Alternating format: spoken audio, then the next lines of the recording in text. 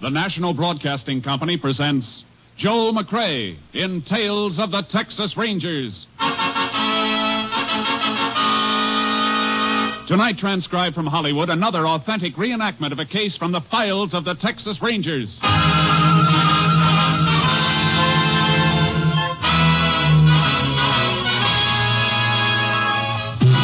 Tales of the Texas Rangers, starring Joel McCrea as Ranger Jace Pearson. Texas, more than 260,000 square miles, and 50 men who make up the most famous and oldest law enforcement body in North America.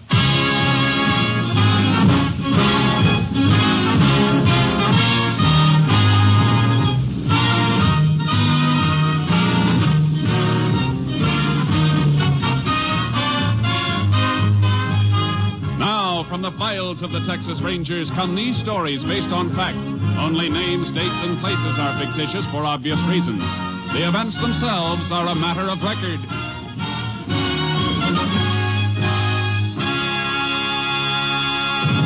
Case for tonight, the Cactus Pear.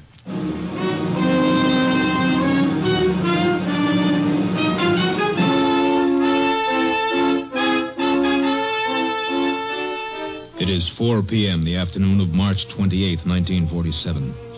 Robert Coots, a new hand on the Triangle Ranch, is repairing a fence on the southeast range. He stops as a rider approaches. Oh, boy. Oh. Howdy, Breck. Don't howdy me, Coots.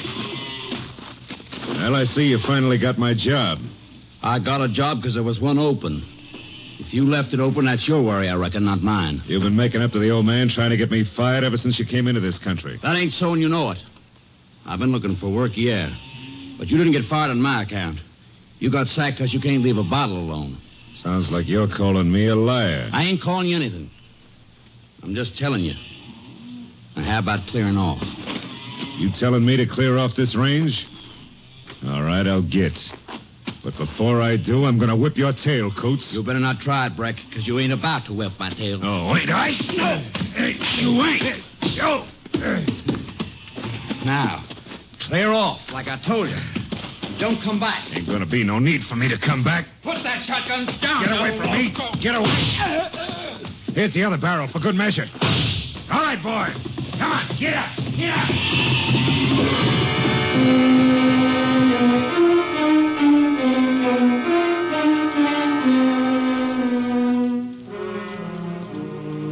The body of ranch hand Robert Coots was discovered by the owner of the ranch next day when he rode out to search for the missing rider. He summoned the sheriff, and the sheriff called for the assistance of a Texas Ranger. Ranger Jace Pearson was assigned to the case. You say you spotted the buzzards this morning, Mr. Galt? Yeah, and I found Coots. From the look of him, he must have been shot sometime yesterday. Thought I heard a shotgun yesterday afternoon. Should have rode out then. Why didn't you? Sheriff, you know, we've been having a time with the coyotes and mountain cats lately. I just figured one of my hands must have spotted one and cut loose. Coots was fixing a break in the fence, eh? Yeah, that's right. Might have known something was wrong when Coots didn't come back to the ranch last night. Spot's just up ahead where my deputy's standing. Yeah, you can see the body now. Anybody been stealing cattle around here lately, Sheriff? Oh, a few head now and then, Jace. Nothing big. Coots might have run into somebody doing it, though. Might have. Here we are. Oh, boy. Oh, Charlie. Oh, boy. Hi, Sheriff.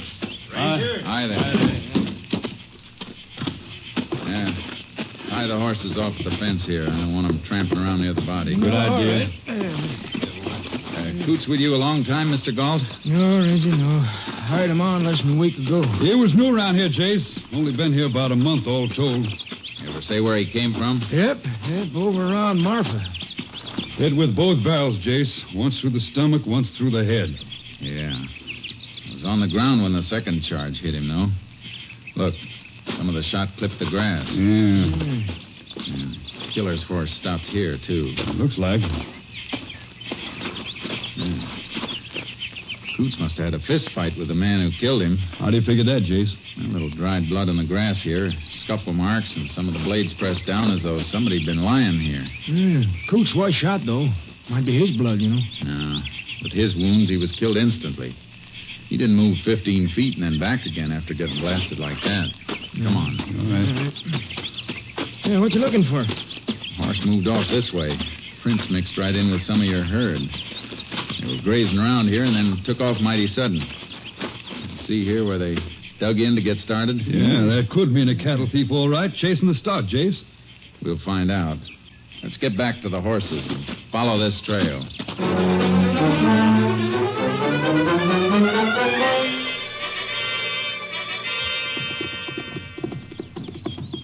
All right. This is far enough. Ooh, charcoal. Hold up. Now, whoever it was, he wasn't trying to steal cattle. He was following the herd tracks so the trail of his horse wouldn't stand out clear. I don't see how you can tell that. Well, herd moved up range toward the mesa. Anybody stealing them would have been driving them to the south fence where the state road is. Have to get them to a truck to get them away. Yeah, but what made him run then, Jace? A shotgun must have stampeded them. If they'd been driven, someone would have left marks where they cut out to get away from the rider. And the rider would have left tracks cutting after him. I see what you mean. But shouldn't we keep on trailing them, though? Yeah, but not this way. He was headed for rocky ground near the mesa, trying to lose anybody who might follow him. He's smart. I don't get your plan. Well, he was careful leaving here after he killed a man. He mightn't have been so careful riding in before he killed. We'll backtrack the trail he took getting here. It might tell us where he came from. That makes sense, Jace. Let's go. Hey, Up, boy. Ranger, can I have the body picked up by the funeral house now? Yeah, and even an autopsy isn't going to tell us much. Oh? I thought you could tell a lot from the shot that killed somebody. That ballistic stuff, you know. Not so much with a shotgun. Barrels are smooth bore. Don't leave rifle marks, but... Hey, hold it. Whoa. What'd you find, Ranger? These. Empty 16-gauge shotgun shells. Killer might have ejected him here to reload his shotgun in case he ran into trouble. Well, can you tell anything with those? If we find the gun they came from, we might be able to match the way the hammer hits the shell. Yeah, if we find the shotgun. Every rancher and cowpoke in the county must have one.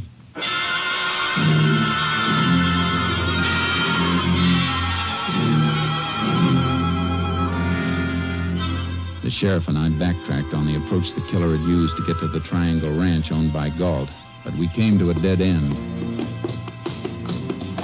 Well, Jace, guess this is as far as we go.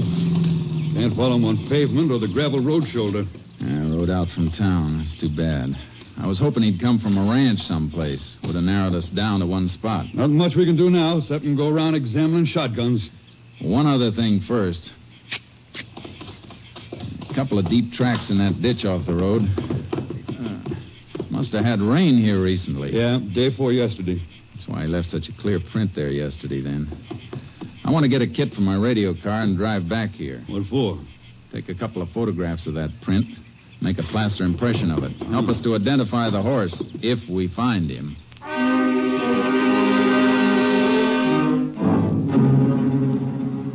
We took the cast and headed for town. To check every horse in the territory would have been impossible, so I had to gamble on a shortcut.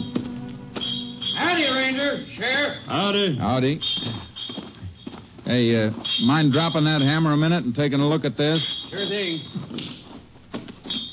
Yeah, what is it? Plaster cast. Shoe print of a left hind hoof.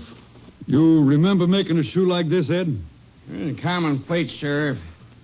It was caulked or something I might remember, but I don't know. I know it's a tough one, but all shoes are a little different. Wear in different places. Hoofs have to be fitted for slightly different shapes. That's true, all right. If I come across that shoe now, after seeing the cast, I might recognize it. Good. I'm going to leave this cast here. If anybody brings in a horse to be shod, and the left hind hoof looks like the cast, don't touch it until you call us. You're right glad to help. Keep my eyes open. Any other blacksmiths around here, Sheriff? Oh, not for over 50 miles. We going looking for that gun now? You start on it. I'm going to pay another visit to the Triangle Ranch. I want to talk with Mr. Galt again.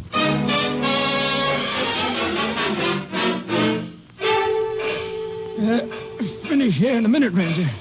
Hey, Joe. Yeah? Turn on the rest of the irrigation pumps, will you? Okay. That's fine. Good. What was it you wanted to know? I asked you if Coots seemed nervous. Like he'd been running away from something, or somebody he was afraid might catch up with him. No, I can't say he did. All he was anxious about was finding a job. seemed like good workers, so when I had an opening, I took them on regular. Oh, one of your hands leave? No. You see, I had to fire a poke named Harvey Breck.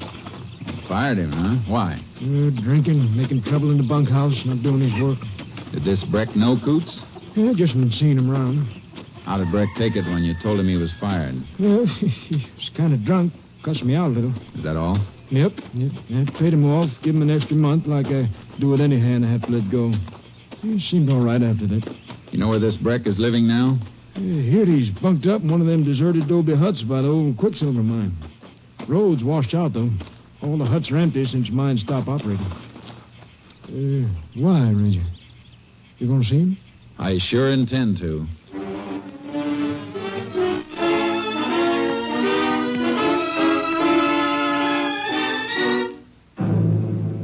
I went back through town and picked up the sheriff, and we rode our horses out to the abandoned mine. I've checked 100 guns today, Jace. Every tough and near tough I could think of. No good, though, huh? No hammer marks like the one we're looking for. You fire the guns to get a test shell for comparison? Sure. But I'd swear none of them was the gun we want. I kept the most likely ones and labeled them for you, though. Good. You can add one more when we test Breck's gun. And here are the shacks now. Oh, boy. Ooh, charcoal. Ooh. Must be that one. Little smoke's coming up the chimney. There's Breck. Heard us coming. You fellas looking for... Oh. Howdy, Sheriff. Howdy, Breck. Ranger wants a few words with you. Okay. Mind if we come inside? All right.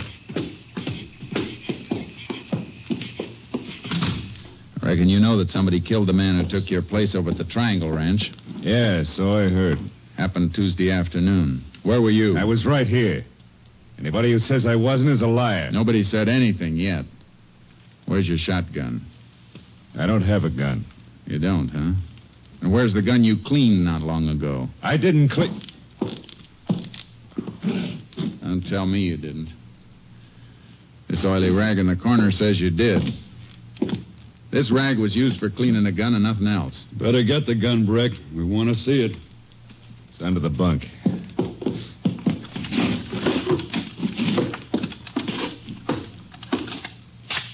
.16 gauge double barrel. Yeah, loaded too.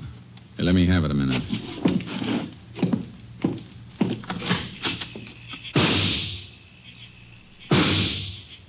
Let's match these with the shells you've been carrying, Sheriff. Hey, wait a minute. Shut up, Breck. Twins, all right, Sheriff. No doubt about these matching. Breck, we found these shells on the Triangle Ranch. Hammer marks match yours, and Coots was killed with a shotgun. Not that gun. Sure, you found shells from it on the Triangle Ranch because I worked on the Triangle Ranch, remember? You get laughed out of court with evidence like that. I fired 100 shots out there. At coyotes. Your story could hold, Jace. Yeah, maybe, maybe not. Because there's one other thing, Breck. We're all going to take a ride into town after I check the shoes on your horse. Now, that's real interesting, Ranger. Because if we're riding into town, you'll be packing me behind you. I don't own a horse.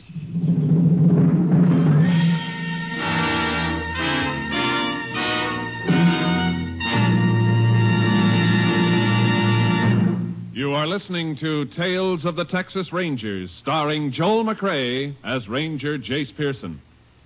Now we continue with tonight's case, The Cactus Pear, an authentic story from the files of the Texas Rangers.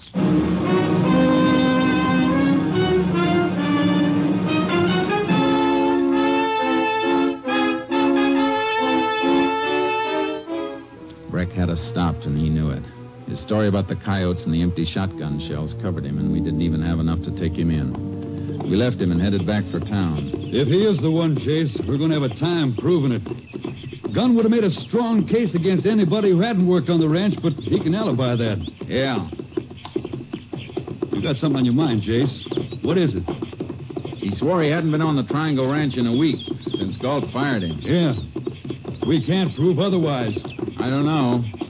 If he did shoot at a coyote, it must have been before Galt fired him. That means those empty shells would have been lying out in the ground when it rained 2 days ago. Cardboard portion of the shells don't look like they'd been wet. The sun could have dried them out after the rain, Chase. Yeah, there's some metal on the shell, too. I'm going to send those shells through to the lab at Austin. You think they'll be able to tell if they've been out in the rain or not? Metal gets wet. There's got to be some oxidation. Lab will know whether there is or not. And if there isn't, it'll mean the shells were fired in the past 2 days. Yeah, but he'd still stick to her story, Chase. You know how a jury is with scientific evidence. A little leery of it sometimes. I know we'll need more. I wasn't thinking of the shells as jury evidence. I was thinking of them as a time saver for us. Oh. If he's telling the truth, we'll have to start all over. But if he's lying, we'll have to trip him up.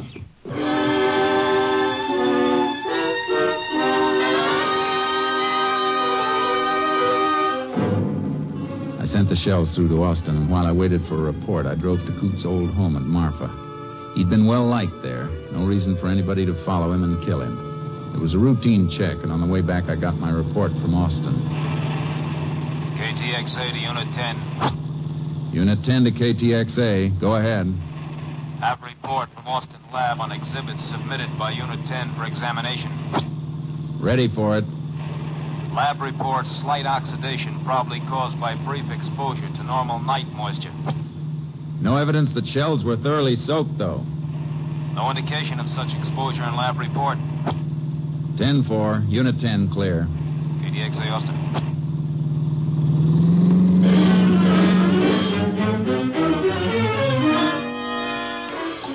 I drove back south as hard as I could. When I got near the Quicksilver mine, I took charcoal out of the trailer and rode onto the shack Breck had been using to make sure he was still around. Oh, boy. Oh, charcoal.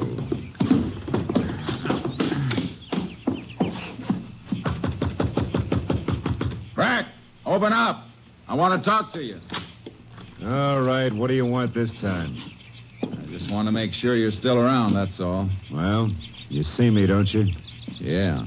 I see something else, too. Looks like you've been packing a few things in there. That's my business, not yours. I'll make it my business if you try to leave this county. Now, look, Ranger, you got nothing on me, or you'd have taken me in before. If I want to move out of here, I reckon I can move. You try it. You'll hit the county jail so fast it won't even give your spurs time to rattle. Yeah, you're talking big, but you ain't got a charge to hold me on. Ain't no law against shooting coyotes. No, but there's a law against moving into a shack without the owner's permission. The mining company give you the right to live here? Yeah. It isn't going to be hard to check on. All right, then, Ranger, go back to town and check. Because until you do and get a warrant, you got no right in here. Have you? Okay, Breck. I'll be back. And you better be here. I got back to town as fast as I could. I had to have a minor charge to hold him on. But as I pulled up to the sheriff's office, I found out I wasn't going to need it. Stay in the car, Jace. Why? What's up? You got here just in time. We're just heading for my car. Let's move. Which way? Straight ahead, blacksmith shop. He found the horse we've been looking for.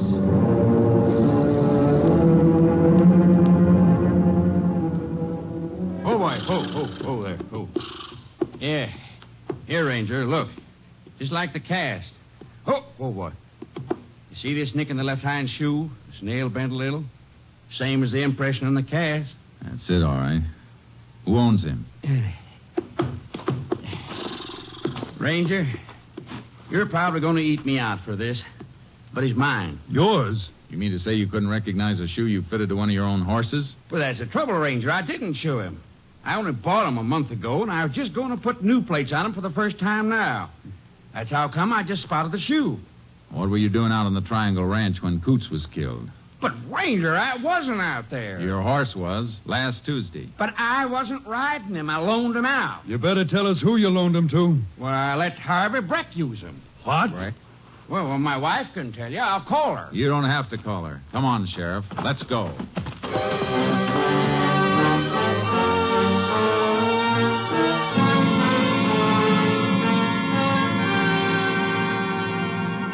We stopped for the sheriff's horse, loaded him in the double trailer with charcoal, and then headed for the mine. We left the car at the washout, unloaded the horses, and rode to the adobe shack Breck was using. We got enough to take him in now, Jace. If he's still here, he was packing to leave. Look, he hasn't left yet. There's the hut he was using. Crack a light under the door. We're on time, then. Not much to spare. It's a cinch he figures to move out tonight. He won't move now. Stop here. Move, Charcoal. He isn't going to come easy, Sheriff. Watch out for that shotgun. He wants gunplay. He can have it. We'll know when he answers the door. All right, Breck. Open up. We know you're in there, Breck. Now, come on. Maybe waiting in there so he can nail us with that shotgun if we bust in. We can wait out here for you, Breck. Yeah. That light in there could keep us waiting all night if he's gone. You mean it's a trick to slow us up? We'll find out. Keep that door covered while I kick it in. Right. It was empty. Breck had made his getaway. We went over the ground outside to get his direction. It led toward rugged country, and we followed as fast as we could on horseback, cutting back and forth to pick up his marks. Went up into these hills, Sheriff. We made some time.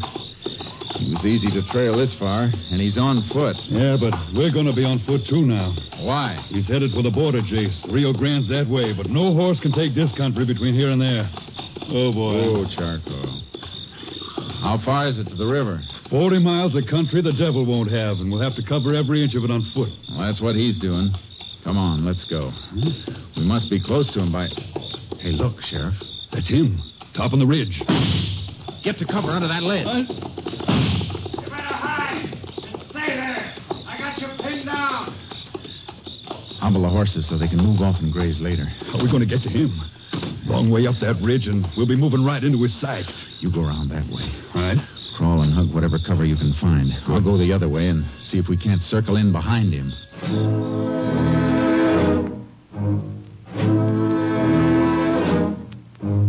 We moved slowly, inches at a time, up the side of the treacherous slope.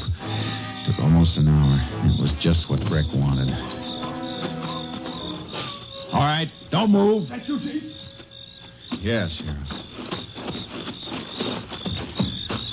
Oh, Jace, he isn't here. Of course he isn't. I should have figured his play. Only reason he fired from up here was to trick us into giving him time. Oh, sure it was. He's ahead of us with the night to cover him. We don't have horses to give us an edge anymore. Well, let's see if we can pick up his trail. But, Jace, if we're going into this, we're going to need water. No time to go back for it now. We'll have to get it as we find it. If we find it. He's headed this way. Come on. We'll have to keep trail cutting. And it's going to be plenty rough.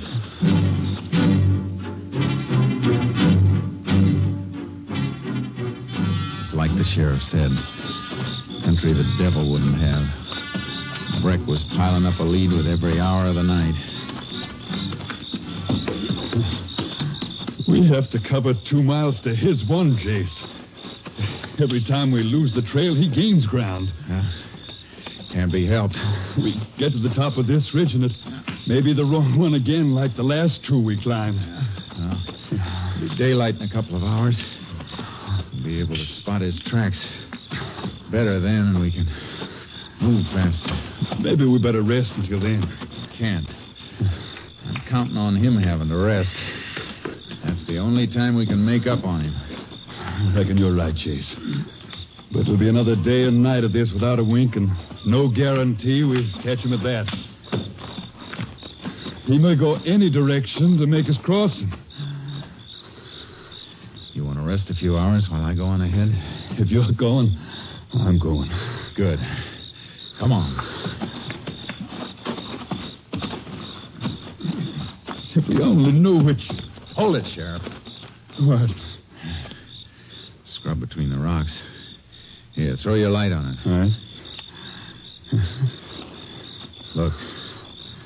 Barely grown in the earth between the rocks. Roots ripped out a little and exposed. Yeah. Fresh, too. He grabbed the scrub to pull himself up. Good. Means we aren't climbing this one for nothing this time. No. We better keep on climbing.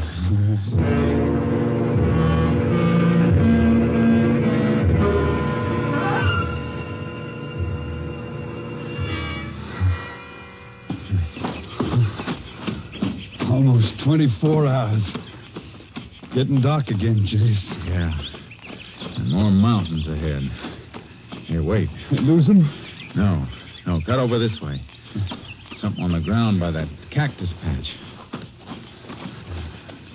Yeah.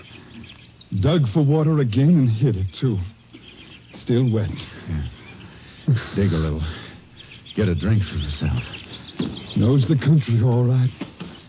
Never misses. Seems to know just where to dig if there's even a mouthful of water. What's he doing over there?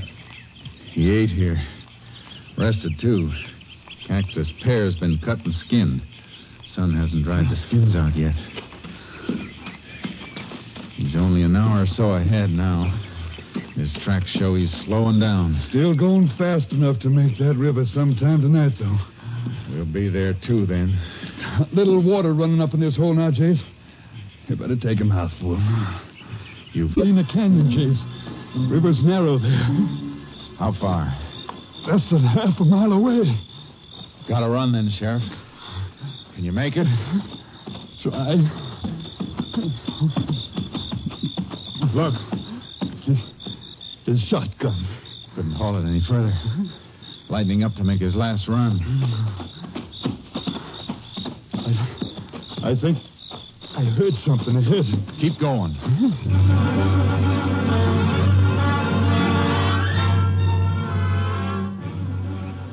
We heard him in front of us. And we broke through the brush at the river. He was just wading in. Stop, Brack! I'll get him. Don't make me put a bullet in you, Brack. Yeah, you ain't taking me. Oh, yes, I am. Let go. Let go. I'm over the border. Not while you're still in the river. Let go, I said. Now get him. Yeah. But you're going to have to help me. Drag him to shore. Few more feet, he'd have made it. He needed just a few more seconds. Just about as long as it took to eat a cactus pear.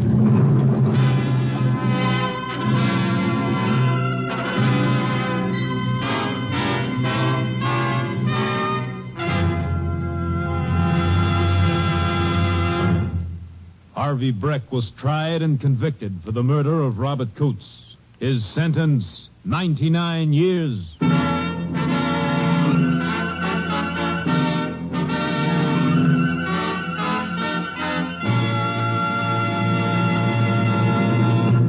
And now, here again is the star of our show, Joel McCrea.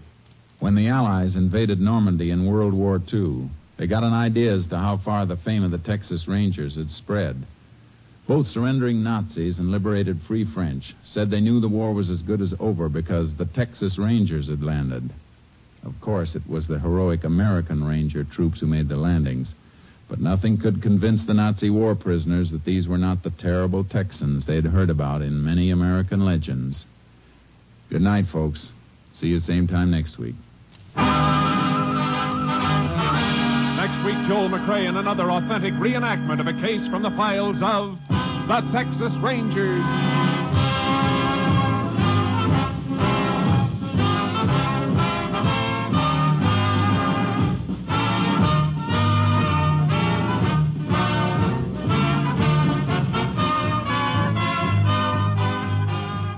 Joel McCrea is currently seen starring in the MGM production Stars in My Crown. Tonight's cast included Tony Barrett, Wilms Herbert, Tom McKee, and Gerald Moore. This story was transcribed and adapted by Joel Murcott, and the program was produced and directed by Stacy Keach. This is Hal Gibney speaking.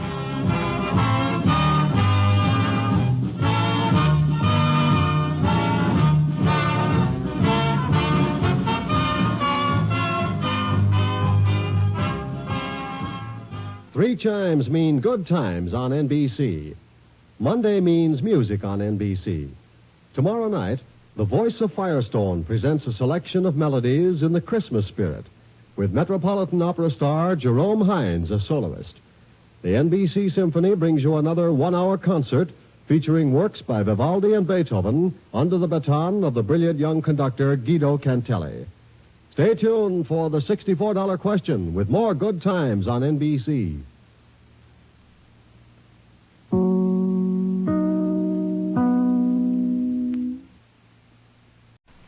The National Broadcasting Company presents Joel McCrea in Tales of the Texas Rangers. Tonight, transcribed from Hollywood, another authentic reenactment of a case from the files of the Texas Rangers.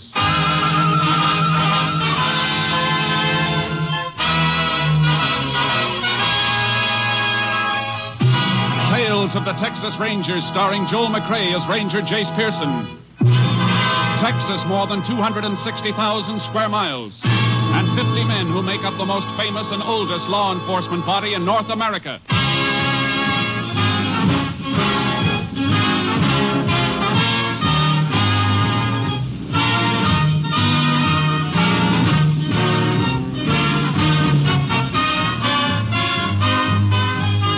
Now, from the files of the Texas Rangers come these stories based on fact. Only names, dates, and places are fictitious for obvious reasons. The events themselves are a matter of record.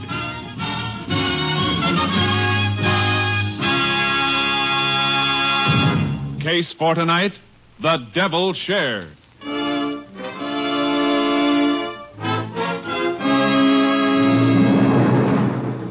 It is 6:45 p.m., October 26, 1939. Frank Whalen, a dirt farmer, is sitting down to his simple evening meal when the door to the kitchen opens and his brother, Jeff Whalen, comes in. Well, howdy, Jeff. Thought you was going to spend a couple of weeks up at Big D. So I changed my mind and come back. Any law against that? Didn't say there was. Yeah, just fixing to eat. I'll get your plate. Stop playing big brother. If I want to eat, I can rustle my own grub. You can call that fatback and beans grub. What's the matter with you anyhow, Jeff? Nothing. Just leave me alone. You've been acting like this for quite a spell. Thought taking a trip would do you some good. Jeff, why'd you come back? I met Luther Riggs up in Big D. He told me you and Ma Jan was fixing to get married. Oh. So that's it. Why didn't you tell me? Because of the way you've been acting. I was going to tell you when you come back. You should have had a talk with me, Frank. Ma Jan used to be my girl, remember? Used to be, ain't now, Jeff. Maybe you should ask me a few things about Ma Jan. Maybe there's a couple of things you ought to know. Anything I want to know about Ma Jan, she'll tell me herself. As far as you're concerned, ain't nothing to tell. No, huh? You ought to learn a little about women, Frank. You might learn a lot if you didn't spend so many days looking at the rear end of a mule, so many nights poking your nose into that Bible of yours. If it's hurt me any, I reckon I'll find out when judgment comes. Meantime, I ain't taking your word for it. Meantime, you ain't bringing Ma Jan here either. Or maybe you're forgetting it. I'm half owner of this farm. You'll never prove it by anything you grew here. The law says I'm half owner with or without growing anything. You want to bring a wife here, you better buy me out. You can have my share for $2,000 and good riddance. Jeff, you got yourself a deal. I'll give you $800 cash in the morning and notes for the rest. You give me $2,000 cash in the morning. I ain't got that kind of money, and you know it. Who do you think you're kidding? You had a good crop. You got that much in the bank right now. Yeah, I got it. And almost half of it belongs to old Uncle Joe for working on shares. Work you wouldn't raise a hand to do. I don't care about you or Uncle Joe. Let him wait, not me. Jeff, get this. And get it straight. Uncle Joe is going to get every nickel that's coming to him whenever and however he wants it. He's worked for it. Okay, Frank.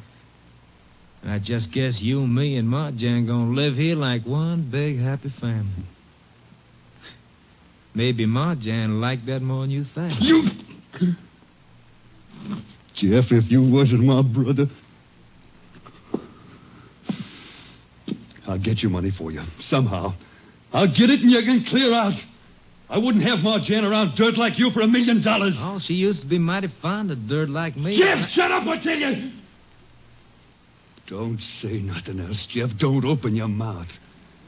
It's only remembering when we was kids together and the memory of Ma and Pa that's keeping me from beating you. That's just too bad, Frank. Because I ain't like you. Memories don't bother me at all. You ain't gonna do anything to me, Frank. And I'm gonna get what I want, and I'm gonna get it all now, including Ma Jan. Jeff! Put that bread knife back on the table. I took a knife to you once before, Frank. Paul stopped me that time. But Pa ain't around anymore. Give me that knife, Jeff! Take it!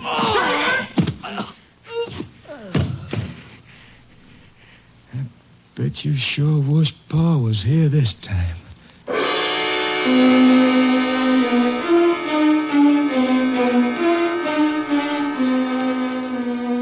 Jeff Whalen waited until next morning before reporting the death of his brother Frank to the local sheriff. The sheriff asked for the assistance of a Texas ranger. Ranger Jace Pearson was assigned to the case. Well, Jace, I went all over the place earlier this morning when I was called here, and now you've been all over it. If you see anything, I must have missed it. Doesn't seem to be much to see except the body. You want to talk to the brother now? He's still waiting in the parlor. Yeah, I know. I'll see him in a minute. Look at the table where Frank Whalen was eating. I was cutting his bread from this whole loaf. Crumbs show that. And it was a sharp, clean cut. This eating knife's the only one on the table, though. That's not sharp enough to slice the bread that way. He might have cut the bread, then put the knife away. It's possible, but it doesn't figure. No, it doesn't. Fella sits down to his food, he don't put nothing away until he's through. And Whalen wasn't through. From the looks of it, he just started to eat.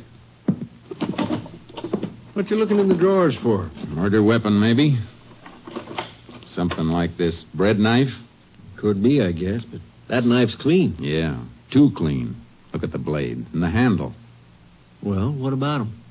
The other knives in this drawer don't shine like this one. This one's got special treatment. Hey, I see what you're driving at. You figured it was rubbed with a scouring pad to remove blood, maybe, huh? That's something we'll have to find out, but it's worth a bet. It's been cleaned up too well to help us any, though. We might as well put it back in the drawer. Seems like that knife's the only thing we got to go on, Jace. And we're not even sure of that. I know. We better have a talk with Whalen's brother right now. Sure, but Jeff won't be able to help much. Why not? He just got back from Dallas early this morning. Called me as soon as he found the body. Oh, I didn't know that. Well, we might as well see him anyhow. Marjan Galt's in the parlor with him, Jace. Oh, who's she? And Marjan and Frank Whalen was fixing to get married. Folks tried to keep her away when the news got out, but she came anyhow. Yeah, it's just as well. She might know something. She's broke up pretty bad. Parlor's here. Sliding door, I'll open it. Jeff, the ranger'd like to talk to you and Marjan now. When can I see Frank? I want to see him now. I think it'd be better if you didn't, ma'am. For your own good, Marjan. Last night. Only last night I was home, but I was sewing pillowcases. No, come on, please, Marjan. Look, do you have to talk to her now? I can tell you anything you want to know. All right. But I think you'd better come into the next room, then. Okay. Ma'am, why don't you just stretch out on that sofa and rest? All right, Jeff. When did you find your brother's body? Well, like I told the sheriff, by 5 o'clock this morning when I come home. He was killed last night around dinner time. Where were you then? On the road, I reckon. I've been up to Big D for the last 5-6 days. You drive back? Didn't have nothing to drive back in. I hitch rides. Come back, same way I went. And got here at 5 a.m.? When'd you leave Dallas? Well, yesterday afternoon, I guess, about 2 o'clock. Why? Why are you asking me this? You're supposed to be finding out who killed Frank. Now, don't get steaming, Jeff. Ranger's got a reason for asking. You didn't touch anything in the house when you got in? Ranger, first thing I saw was my brother laying there on the kitchen floor. Then I hightailed back to the highway and called the sheriff. Waited right there till he come pick me up. Okay. Your brother been having trouble with anybody? You know of any reason why anybody might want to kill him? Well, no. Nothing I can think of. Except... Go ahead, Jeff. Well, just something come to my mind, Sheriff, but no, couldn't be him. Couldn't be who? Come on, Jeff. Your brother's laying dead in there. We got to know every little thing, no matter how small. Well, all right. Just before I left, Frank did have a little argument with Uncle Joe. Uncle Joe? Who's he? Old sharecropper. Been working a good piece of this farm for Frank. What was the argument between him and Frank? Well, old Joe claimed that Frank owed him some money from the crop. Frank said it didn't. They're both pretty hot about it. Well, that don't sound like your brother Frank. Or Uncle Joe. Well, I know it don't. It was probably just a misunderstanding. They straightened out. That's why I told you it wasn't worth mentioning. When it comes to murder, anything is worth mentioning. And this sounds like it might be plenty important. Sheriff, we'd better ask Uncle Joe to account for his movements last night. I haven't seen him around, but his granddaughter, Belle, might be able to tell us something. She's been standing around outside the house ever since we got here. Look, I'd like to go back to Ma, John. She needs somebody with her. All right, go ahead. And tell Belle to come in here, will you? All right. I'll send her right in. Oh, just a second, Jeff. Yeah? You must be pretty tired. You have much trouble catching rides last night? Well, I got one long ride in a truck. Oh, you know who owned the truck or anything about the driver? Well, no. No, I didn't talk to the driver much. I slept most of the time. I think it was an out-of-state truck. Well, truckers usually don't like sleeping rider beside them on a night haul. Well, this fellow let me sleep on a shelf up in back of the cab. Oh, I see. All right, send Belle in. Okay.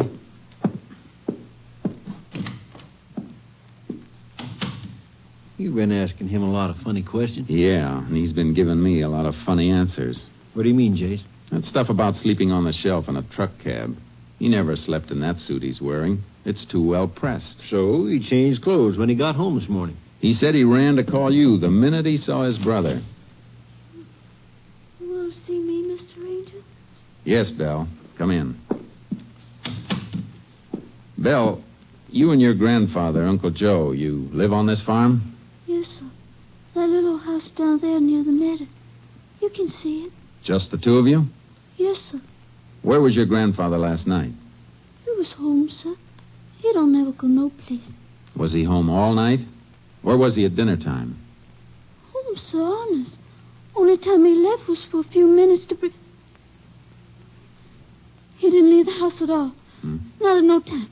He didn't leave the house at all. Belle, you're lying. No, Sheriff, no, I'm not. Look, Belle, you started to say something, then you backed away No, from sir, it. I didn't. Belle, if you want to help us and your grandfather, you better talk up. I told you everything, honest, I did. With all this going on, why isn't your grandpa around? Why'd he run off? He didn't run off. He went to the church to pray for Mr. Frank. He loved Mr. Frank. He would never hurt him. Mr. Frank was good to us. Where's their church, Sheriff? Left fork of the road this side of town, but he probably ran off someplace. You can find out about that later if he isn't at the church. Let's go.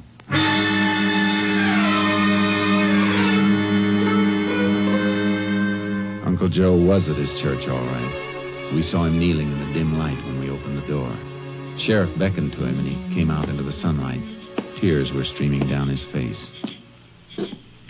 I was just saying the prayers to Mr. Frank, Sheriff. I didn't know you'd be needing me for anything, sir. Where were you at dinner time last night, Uncle Joe? Why are you asking me that, Mr. Sheriff? Just answer the question, Uncle Joe. You can't be figuring that I killed Mr. Frank, is you? We just want to know where you were. I never hurt Mr. Frank. He's the best man I ever knew. Why, he's even helping me so as I could buy my own strip of land and my own mule. Uncle Joe, I want an answer. And tell the truth. Belle already tried to lie for you. Begging your pardon, Mr. Sheriff, but don't nobody never have to lie for me, sir. The truth ain't never hurt me. I ain't never hurt the truth. Well, you'd better tell the truth. Just a minute, Sheriff. Uncle Joe, did you leave your house at supper time yesterday? Yes, sir, Mr. Ranger. I did. Where'd you go? To Mr. Frank's house, sir, like I did every evening, to bring him some of Belle's fresh bread for his supper. Uncle Joe, I better tell you right now that anything you say from here on can be used against you. Used against me for what, sir? Ain't nothing I'm ashamed to tell. How long did you stay there? Mr. Frank was cooking him some food. I just stayed long enough to leave the bread and to fix up with him to meet him Friday at the bank so as he could give me the money. What money? What was mine from working on shares. Are you saying Frank Whalen was holding money of yours? You had an argument about whether or not he owed you that money, didn't you? Mr. Frank and me ain't never had no argument, sir. He was my good friend. Hey, Jace, here comes one of my deputies, Ben Sloan. I thought he and the other boys were beating around the farm. They might have found something. Howdy, Ben. Howdy, Sheriff. What's that you got wrapped in that newspaper? This.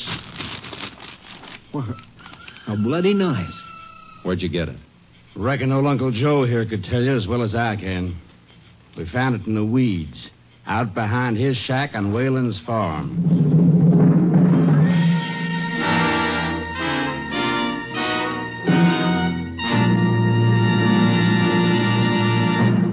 listening to Tales of the Texas Rangers, starring Joel McCrea as Ranger Jace Pearson. We continue now with tonight's case, The Devil's Share, an authentic story from the files of the Texas Rangers.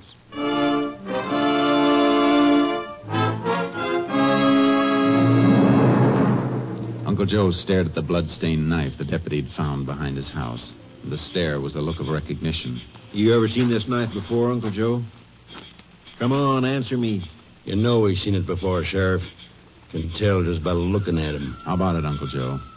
Yes, sir, Mr. Ranger. It's mine. It's just an old whittling knife, but I never used that or nothing else on Mr. Frank. Uncle Joe, you're under arrest for the murder of Frank Whalen. Mr. Sheriff, I'm telling you here, outside of God's own house, I never done it. Think maybe you better deputize a few more men, Sheriff. We might need 'em. Why? What for? People around here thought mighty high of Frank Whalen, Jace. They aren't going to cotton to the idea of him being killed by somebody he took in and helped. And you can't blame him for that. I can blame anybody for anything that doesn't follow the law. You're not going to have any problem with Uncle Joe, Sheriff. I'm going to take him off your hands. Now, hold on, Jace. He's my prisoner, and I'll guarantee his safety. I know you'd protect him. That isn't why I'm taking him. I'll give you a receipt for him and bring him back here later. Where are you taking him? I'm going to radio for Unit 88, the Ranger plane, to pick us up and fly us to Austin. And you'd better hand over that knife, Ben. That goes with me.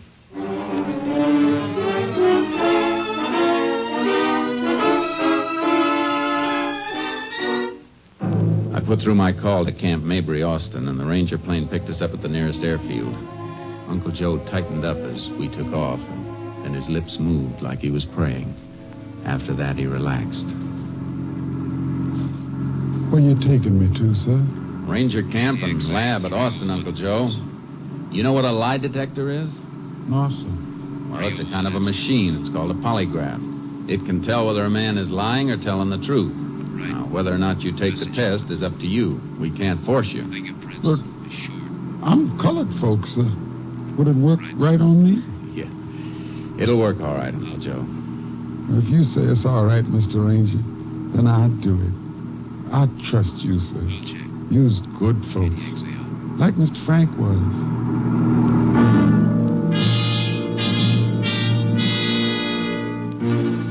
We landed at Camp Mabry. I dropped the blood-stained knife at the lab and then took Uncle Joe upstairs to the polygraph room. He wavered a little when we seated him in the chair and fixed the bands to measure his blood pressure, pulse, and respiration. Sir, this chair... This ain't no electric chair, is it? Now, don't worry. It won't hurt you, Uncle Joe. We're ready to go, Jace. Okay. I'll be waiting in the next office. Now, no matter what I ask you, Uncle Joe, I want you to answer yes or no. That's all, understand? Yes, sir. Is your name Uncle Joe? Yes, sir. Is Belle your granddaughter? Yes, sir. Do you go to church? Yes, sir.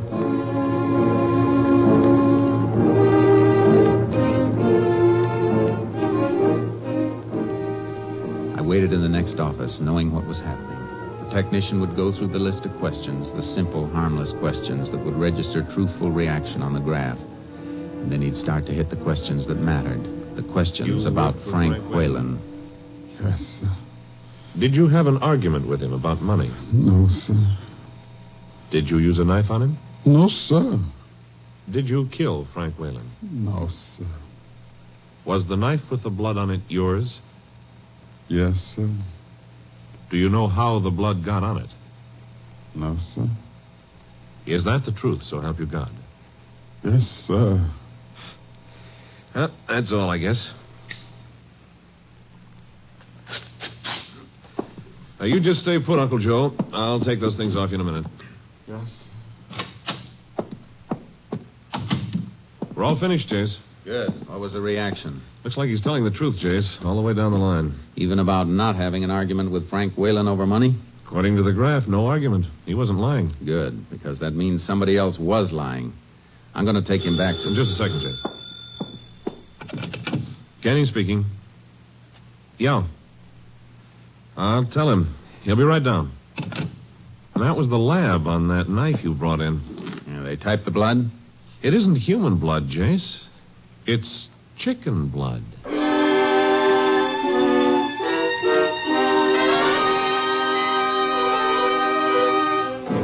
Unit 88 flew us back to the airfield where I'd left my car and horse trailer. The sheriff had been notified that we were returning, and he met us at the jail with a couple of deputies. At my request, Uncle Joe agreed to spend the night in a cell for safekeeping. Then I filled the sheriff in on what I'd found out at Austin. Chicken blood. I don't get it, Jace.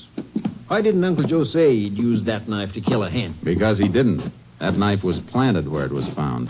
And whoever planted it didn't expect the investigation to go any further. Uncle Joe kept the knife in the shed behind his house. Killer got it during the night after the murder, stuck a hen with it, and tossed it in the weeds. Have to be somebody who knew the place pretty well to find that knife and do the planting. It was somebody who knew the place. Frank's brother, Jeff? Frank's brother, Jeff. What do you know about him?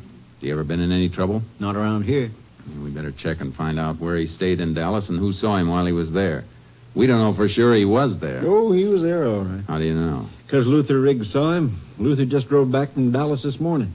I met him about an hour ago, and he told me he'd seen Jeff there. How long was Riggs up in Dallas? Just overnight. Quick business trip. Why?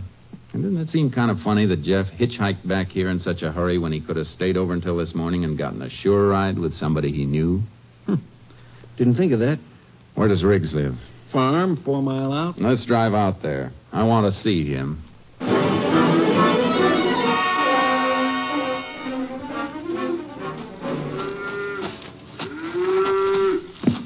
howdy, Sheriff. Come out to give me a hand with my milking? No, thanks. Let go of that cow for a minute, Luther. I want you to meet Ranger Pearson. Well, sure thing. Howdy. Howdy. The sheriff tells me you met Jeff Whalen up in Dallas yesterday. That's right. When? I reckon it was just about 9 o'clock a.m. I'd been driving most of the night to get there. Stopped for a red light, and there was Jeff just fixing to cross the street. You talked to him at all? Sure. Told him to hop in, and I'd take him wherever he was going. He said he was just drifting around, so we went and had some breakfast together. Did he tell you he was heading back for home? Not right off, he didn't. Sounded first like he was planning to spend quite a while in Big D. Didn't say nothing about coming home until after I told him that Marjan's folks had told me that Marjan and Frank was getting ready to set the date. You mean he didn't know his brother was going to get married? Didn't seem to. Matter of fact, now that you mention it, he looked right upset when I brought it up. Maybe it was because of Frank not telling him. Or maybe it was because... Maybe it was what? Go ahead. I think I can answer that one, Jace. Marjan and Jeff used to walk out together about a year ago. Then Marjan sort of broke off with him. Took up with Frank later. That's right, Ranger. But Jeff never looked like it bothered him none. The way a man looks doesn't have anything to do with what goes on inside of him. Thanks for your help, Riggs. Come on, Sheriff. You're welcome. Yeah, looks like we dug up a motive, Jace. Yeah, but we need evidence to go with it. Jeff left Dallas a lot earlier than he told us he did. Not much chance of digging up anybody who gave him a lift, I guess. I'd say no chance at all. There's something else we can look for, though. What's that? Remember my saying that his clothes didn't look like he'd slept in them or driven a long way in them? Yeah, I do. The only reason he'd have changed clothes would be because the things he'd been wearing might have gotten blood on them.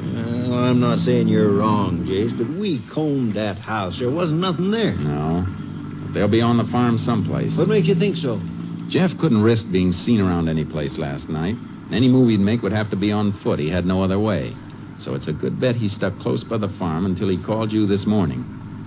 I got my horse in the trailer. We'll pick up one for you and take another look around.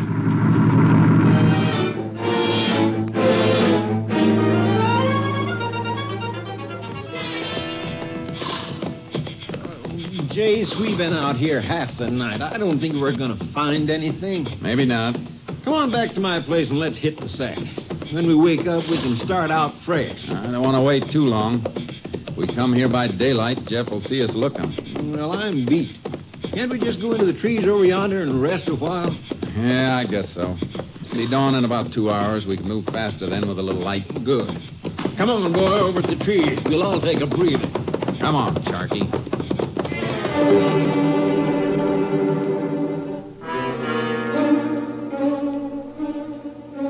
We moved into the trees, dismounted, and hobbled the horses. The sheriff dozed off quickly, and then I began to nod. But an hour later, I came out of it.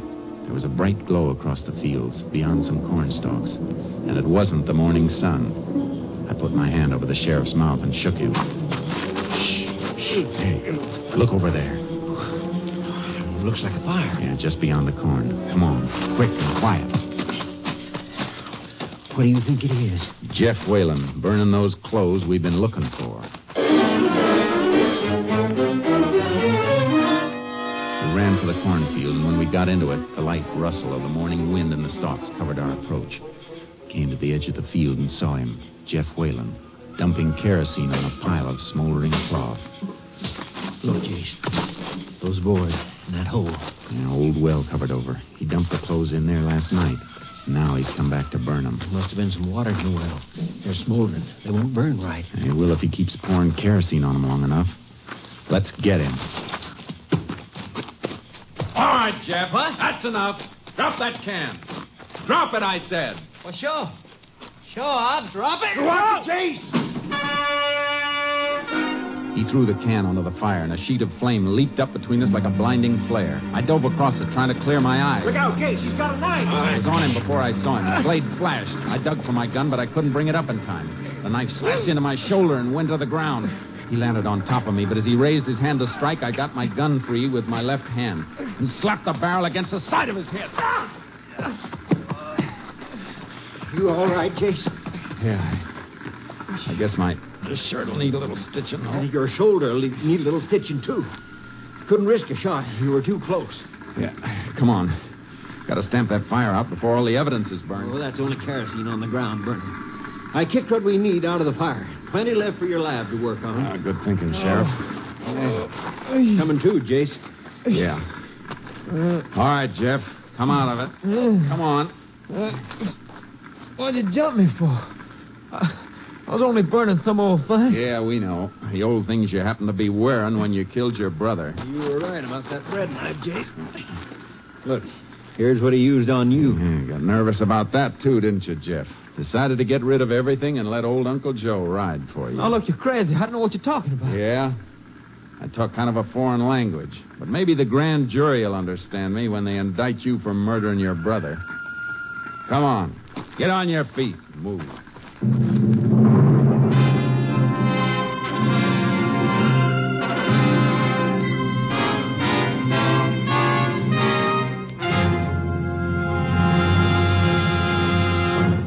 Jeff Whalen was tried and convicted for the brutal knife murder of his brother Frank.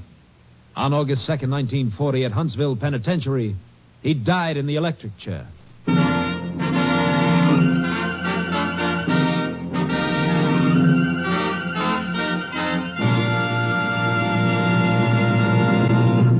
This is Joel McCrae, wishing you all a very, very happy New Year. Good night, folks. See you next week. Next week, Joel McCrae in another authentic reenactment of a case from the files of the Texas Rangers.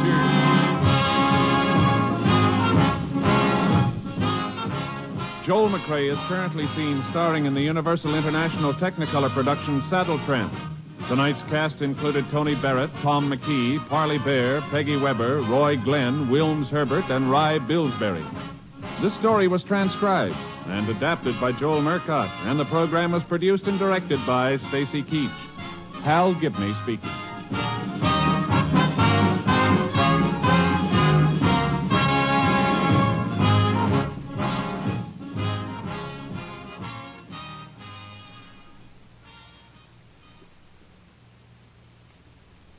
NBC wishes you a season of good cheer, a brighter new tomorrow and a happier new year. Stay tuned for the $64 question. Tomorrow, remember the Cotton Bowl game on NBC.